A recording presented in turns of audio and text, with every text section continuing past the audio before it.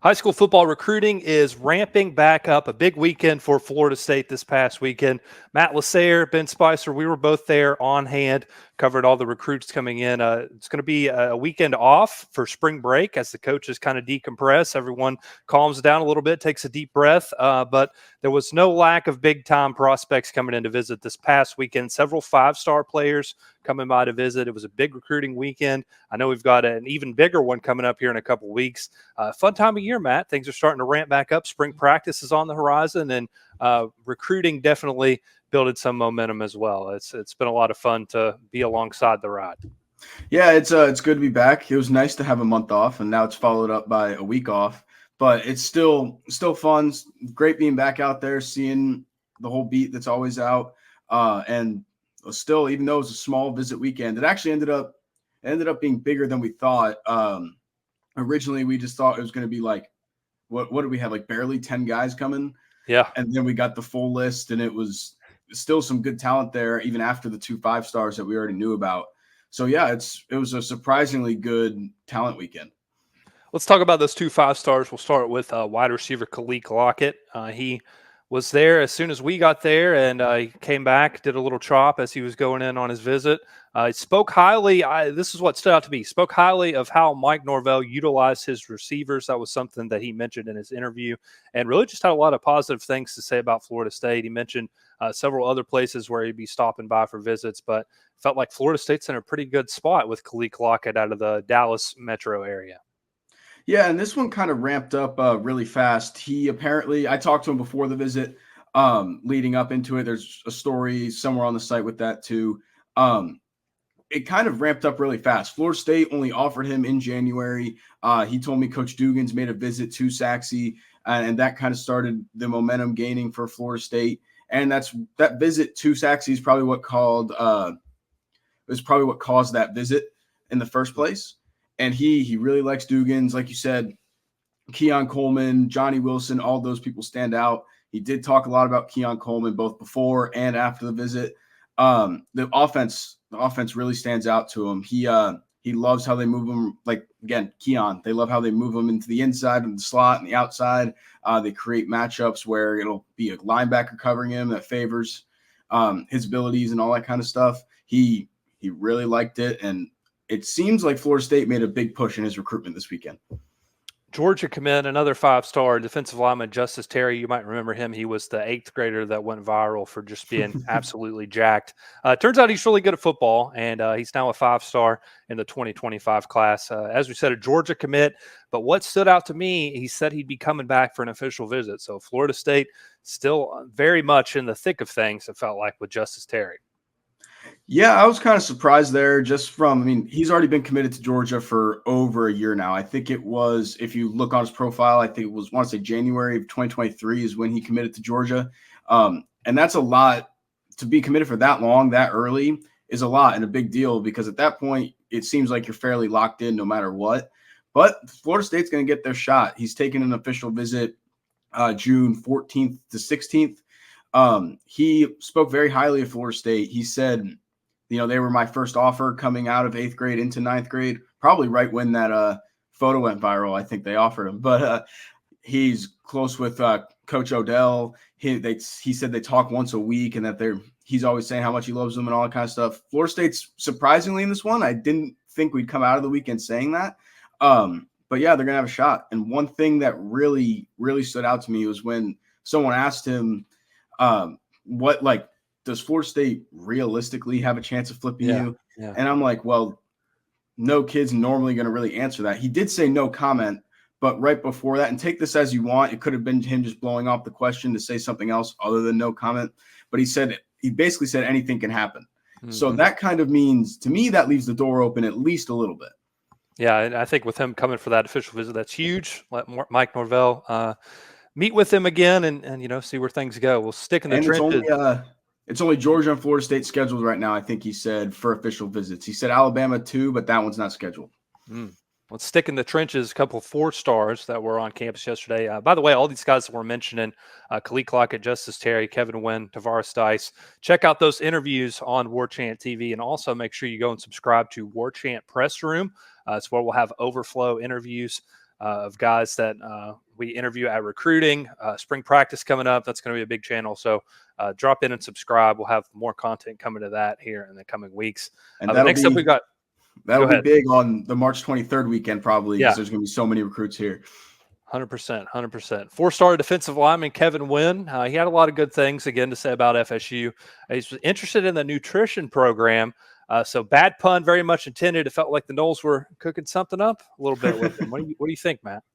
Yeah, I mean, he said he wanted to be a chef, I think, right? And it's kind of funny because on official visits at FSU, they have a cooking competition. So if he said he's probably coming back for an official, he's been here a lot of times. I would expect him to, honestly. He's probably going to win that cooking competition with whatever group is there on campus. He would be my favorite. Yeah. It's got to be like odds on. If you go on Hard Rock, my bookie, whatever, it's probably minus 1,000 for him to win that. But he's been a very frequent visitor. He was here 2 times during the season, kind of earlier in the season. The big thing that I think he kind of stepped back and realized it while we were interviewing him is how many firsts FSU was for him. He was like, yeah, first offer, first contact, first college game, first one to talk to his mom. And he said not a lot of programs have talked to his mom the way FSU does. And to go off of that, he brought his mom on the visit this time for the first time, and it was the first college his mom has ever seen. And he even said that was a big deal for him and that he wouldn't bring her to Florida State if he didn't like Florida State. And she also loved it. So that's always a plus. I mean, clearly you're not bringing if it's that important for him that he has to wait to bring his family somewhere and Florida State was the first place, that's obviously a good sign. Tarus Dice, a 4-star offensive lineman, he picked up a Florida State offer on the visit. And what stood out to me, Mike Norvell was there to greet him. As soon as he stepped out of his vehicle, Mike was very fired up at like 9 in the morning. But, yeah, he was there waiting on Dice. Dice is a guy who's really seems to be climbing those recruiting ranks. He might be a 5-star when it's all said and done. But, again, Florida State in a very good spot with the 4-star offensive lineman. He was on a new On 3 podcast of 5-star flex with Philip Dukes before the visit. And he was hyping up Auburn, hyping up Florida State. I still kind of think this is an Auburn lean right now, in my opinion, just because when he was asked about what other schools were in it, he kind of instantly said Auburn and then hesitated on the rest trying to think about it. So, I mean, like if you're thinking about a school and someone asks you and you say one thing instantly and the rest kind of you have to fall behind a little bit, that says something to me. But again, he liked it. What really stood out was his relationship with Atkins. He said they've known each other a really long time.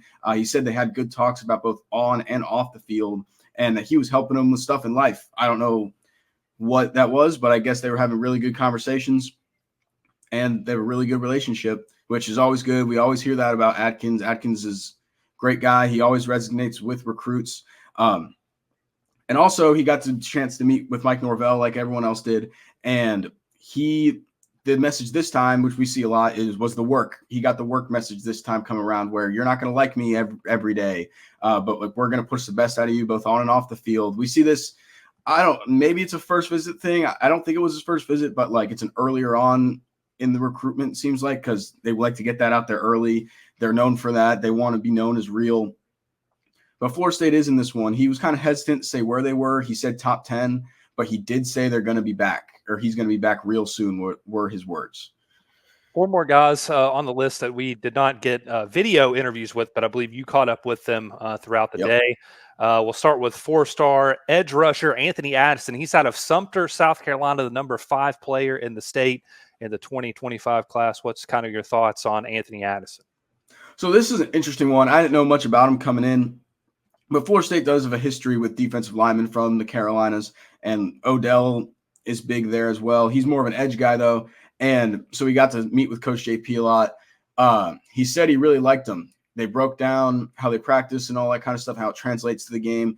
One thing he really told me how much the defense and the defensive line has stood out, like what they've produced in the past and recently with like Verse, Jermaine. This is a position FSU has been really good at. Maybe not with recruits and homegrown yet. We're seeing that with Pat Payton come up, right?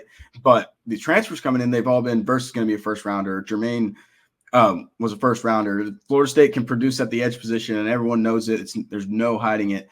But yeah, he clearly liked it. He's told me that he loves the scheme and wants to have the chance to play in that FSU defense where he can excel and he thinks he can excel. The interesting part about it though is I just don't know how much FSU covets him really yet. I don't think they have offered him. He told me something along the lines of like, I hope FSU doesn't miss out on the chance to get me. So I think that means he doesn't have an offer. So right now, if you look at the RPM, it's a big South Carolina lean. He told me Duke, South Carolina, Georgia Tech, and Georgia were some visits he had coming up next. He also said Tennessee is another school he's interested in. But this is a guy I kind of want to wait and see what happens a little bit more. I'm not sure why, but I just doesn't seem like FSU's quite there yet with him, even though he likes him. I do feel like we need to clarify something. 2026 quarterback Faun Brandon. He was not wearing a Georgia shirt, guys. Oh, yeah. That's his high school. So people were fired up about that. But 2026 guy, there were several 2026 players, but I think this is one who Florida State's really after. I know he was with Coach Tokars throughout the day. It seemed like they're really high on Brandon. Yeah, it did. Just from being around, it was pretty easy to tell that they were very, very excited about him being there. He spent a lot of time with Coach Tokars. I haven't caught up with him yet, but I just wanted to make the note of it was very clear they were excited about him. And yeah, it's 2026 and it's very early for 2026. But if you remember, Tramel Jones, 2025 quarterback commit for Florida State, committed in the spring last year. And I believe Kromenhoek committed the spring before that when he was already super early out in his recruitment. So the quarterback for 2026 is kind of one to watch right now, like 2025, just because you're probably going to get that commit sooner rather than later. And I think someone like Brandon is someone FSU is really going to go after. It seems like they really liked him. Other names that just pop in my head when I think of the 2026 quarterback, Seymour, who's a Florida State legacy. His dad played D-end here in the 90s, Roland Seymour. And Jameis Winston's brother, Jonah, is in that 2026 quarterback class. And you have a bunch more. I believe there's more coming in the coming weeks visiting. I think there's one that March 23rd weekend. I'd have to look. But that's definitely a position in 2026 to watch. There's not much to watch outside of that in 2026 right now. It's still very early, but that is one to keep an eye on. A couple more names to get to. We'll rapid fire them here to close things out. 3-star edge, Daryl Desir came with his twin brother, Mandrell, who plays receiver.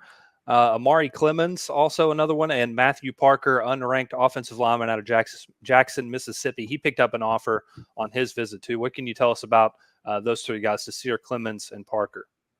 Yeah, so I think when we were out there for Parker, he was the most intriguing one because he was a pretty big kid. His profile has him listed at 6'7", 280. He looks the part definitely in person. It sounded like when I was talking to him a little bit, he was definitely excited about the offer. It sounded like he got hurt last season, and that might be the reason why he's not ranked yet or anything. And I assume that's the reason. Maybe he just probably needs more film. And that'll come this next season. He told me he's working out and getting ready so he can actually play the full season this past year. But he spent a lot of time with assistant offensive line coach Gabe Fertitta. He said UF, Vandy, Ole Miss, and Troy are other visits he wants to take. And yeah, I mean, he really liked it. He said Coach Norvell was a great guy, and he thinks he'll keep the winning culture up. And he even said it'll be fun to watch. Desir, another guy I haven't completely caught up with yet. I chatted with him a little bit outside of Moore when he was headed to the basketball game, and then a little bit today here and there. He told me he loved it, hasn't gone in depth yet. The interesting part here, like you said, he has an identical twin who we saw. We couldn't tell the difference until they both had their name tags on, to be honest with you. The interesting part here is we don't know if they're going to be like a package deal, or if it's just going to be if FSU can take them individually. That'll be interesting to watch down the road there. Clemens was a 2026 running back who Florida State offered this past weekend. He spent a lot of time with Coach Yak. Every single time I saw him, he was always with Coach Yak. Coach Yak is very good at building up these relationships early and being high on running backs early. We've seen it with a lot of the kids in the 2025 class now, Danzy and Cam in the 2024 class. And he really resonated with Clemens. He said he's a great guy. He's honest and straight up with you. And he said the offer actually shocked him. And he liked it. He clearly liked it. And I'm excited to kind of see where this one goes because Yak is very good getting those guys early. Awesome, man. Well, no recruiting stuff, no visits at least this coming weekend. The following weekend will be very big. So make sure you hit that like button, turn on the notifications for whenever we post a new video, because we'll have a bunch of interviews coming. And again, make sure you check out the Warchant press room. That's where we'll have overflow interviews coming with not only recruits, but from spring practice as well. For Matt LaSerre, I'm Ben Spicer. Thanks for joining us here on Warchant TV. We'll see you next time. Enjoy spring break.